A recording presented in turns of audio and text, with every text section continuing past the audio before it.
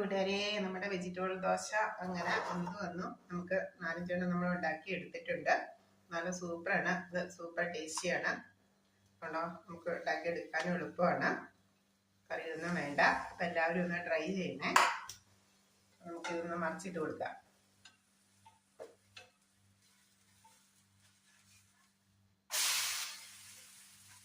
Okay, നമുക്ക് പെട്ടെന്ന് തയ്യാറാക്കി എടുക്കാം. ഓക്കെ, താങ്ക് യു കൂട്ടുകാരെ.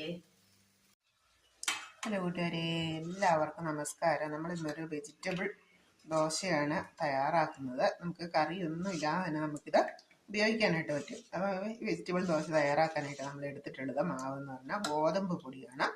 ഗോതമ്പ് പൊടിയിലേക്ക് നമ്മൾ ചേർത്തിട്ടുള്ളത് 2 ക്യാരറ്റ് ചെറുതായിട്ട് അരിഞ്ഞു, 1 സവോള അരിഞ്ഞു, പച്ചമുളക് അരിഞ്ഞു, ക്യാബേജിൻ്റെ ഒരു പീസ് അരിഞ്ഞു.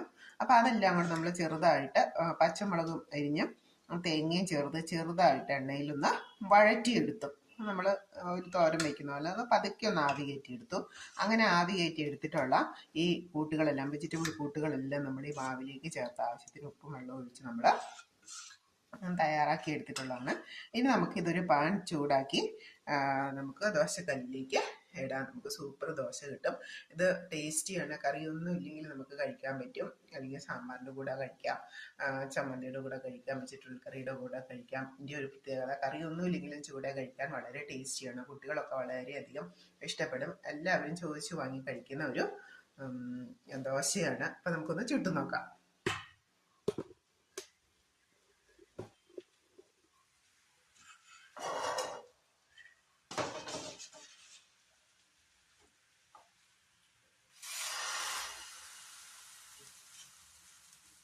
നമ്മളിത് ചേർത്ത് കൊടുത്തിട്ടുള്ള വെജിറ്റബിളാണ്.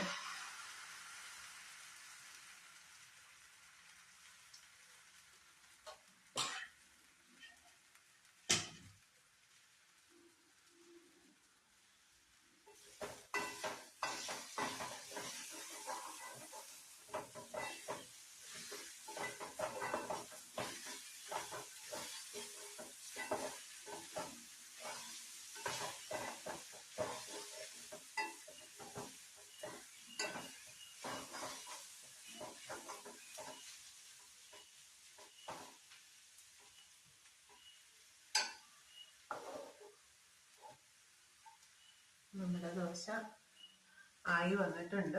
പിന്നെ നമുക്കിന്ന് ക്യാബേജ് തോരനായിരുന്നു. ക്യാബേജ് റെഡിയായി. ക്യാബേജ് തോരനായതുകൊണ്ട് വെജിറ്റബിളൊക്കെ ഉള്ളതുകൊണ്ടാണ് ഇപ്പം ഞാൻ പെട്ടെന്ന്